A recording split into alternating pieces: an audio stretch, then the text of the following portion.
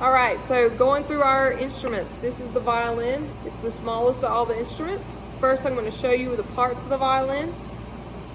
Scroll, peg.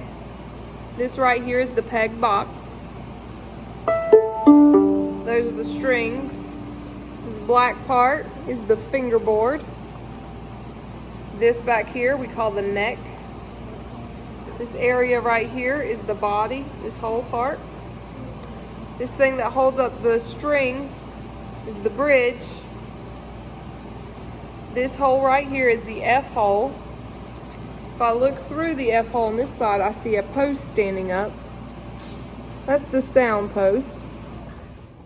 This is the chin rest, my chin rest in it. In button. And this is an additional thing that comes on and off of the instrument that all violins and violas will use. It's called the shoulder rest. And the shoulder rest actually rests on the shoulder, and I turn my head till the chin rests in the chin rest. Here is my bow. Here is the stick. This white stuff is the hair. And I hold it at this part called the frog. Okay? The violin's the smallest instrument, and it's the highest. I'm going to play violin for you.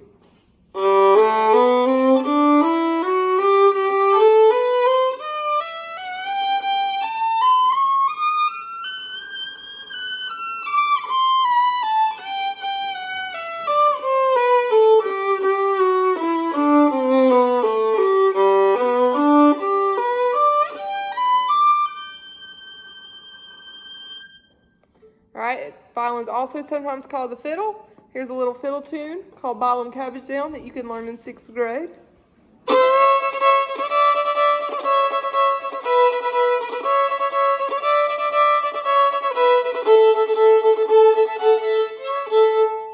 Right?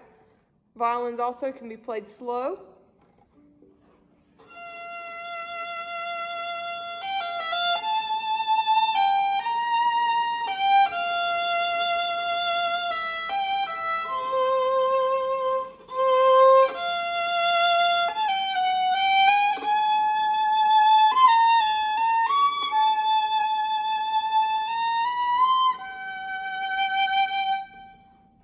That's a violin. Next will be viola. All right, this is viola. It's slightly bigger than violin and it's a little heavier and it plays lower. I'm going to go over parts of the viola. There's a scroll, peg, peg box, strings. The black part is a fingerboard. This part is a neck. This whole part right here is the body, and this hole is called the F hole. This part's called the bridge that holds the strings up. If I look inside this F hole on this side, we're going to see that post again. That's the sound post. Just like the violin, there's a chin rest and an in button, and there's this extra part we put on it called the shoulder rest. The shoulder rest literally rests on the shoulder. I turn my head till my chin rests in the chin rest. Here is my bow. There's a stick, horsehair, and I hold it at the frog. All right? So here's the viola.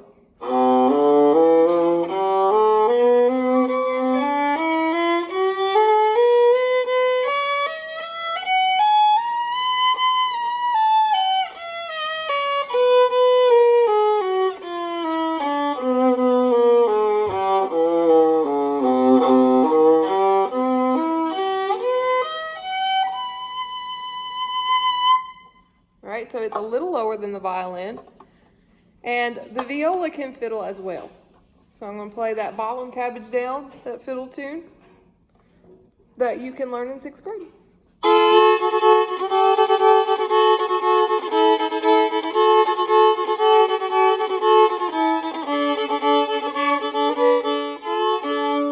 All right, and as you can tell, it's a little lower than when the violin played that, and it's played in a different key. It's because the viola is lower.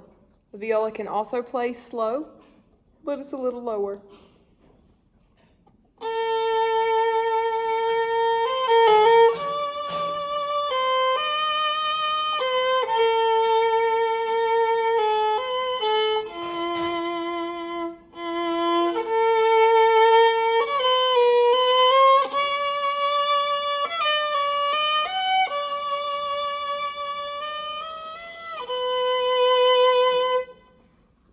Next will be cello. All right, this is the cello. I'm gonna go over the parts of the cello. Here is the scroll. Here is the pegs, peg box, strings, the black part's the fingerboard. This part right here is the neck. We pick this up. This whole part right here is the body. This hole is the F hole. This holding up the strings is the bridge. If I look in the F hole here, there is a post standing up. That's the sound post. There is no chin rest because the cello won't fit under your chin. But there is this special part called the end pin that comes in and out of the cello to make it the right height for you because you have to sit while you play it. So that's the end pin. A lot like the violin and the viola, there's a bow. Here's the stick. Here's the horsehair, and I hold it at the frog, all right? Here's the cello.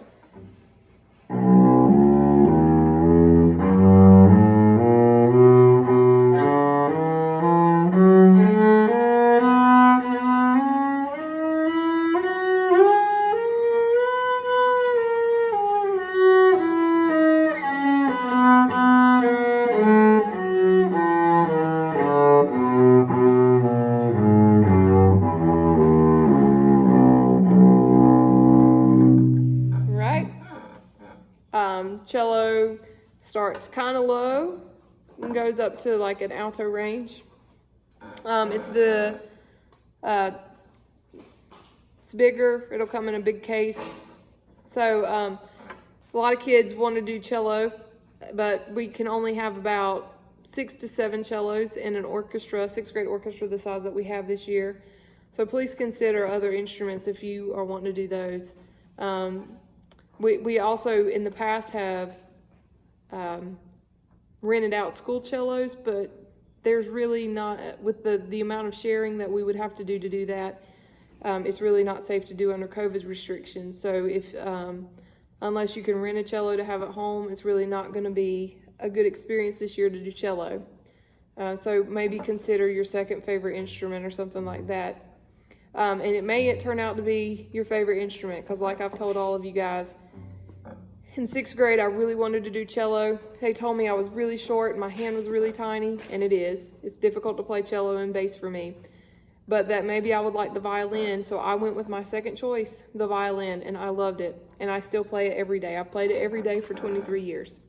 So second choice is not always a bad thing. Keep that in mind.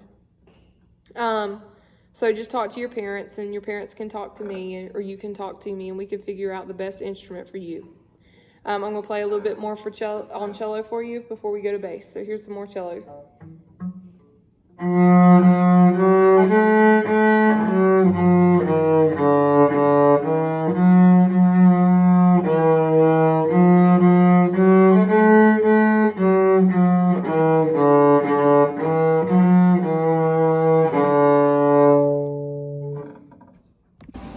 All right, last is the bass.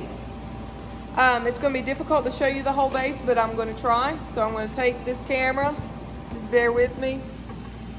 There is the bass.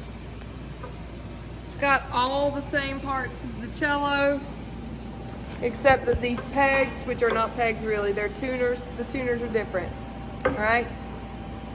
It also has a bow. It's a really thick bow, really heavy for the big heavy bass. It's got a stick and hair, and I play the frog. Bass is the lowest instrument, and I'm going to play some bass for you.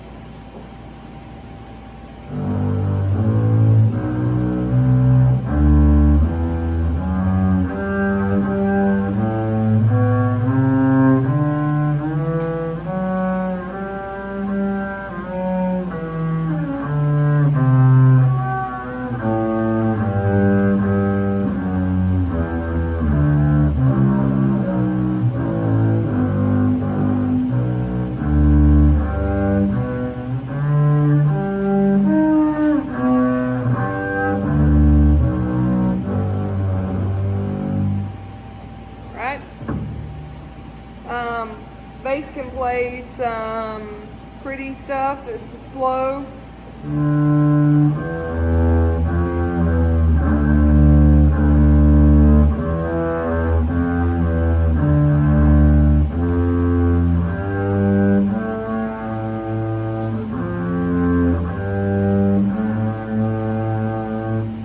All right, bass can also play happy, peppy stuff.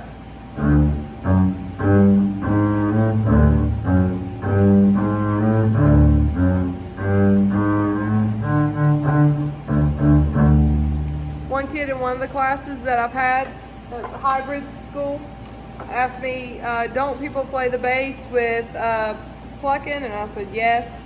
You hear that a lot with bass too.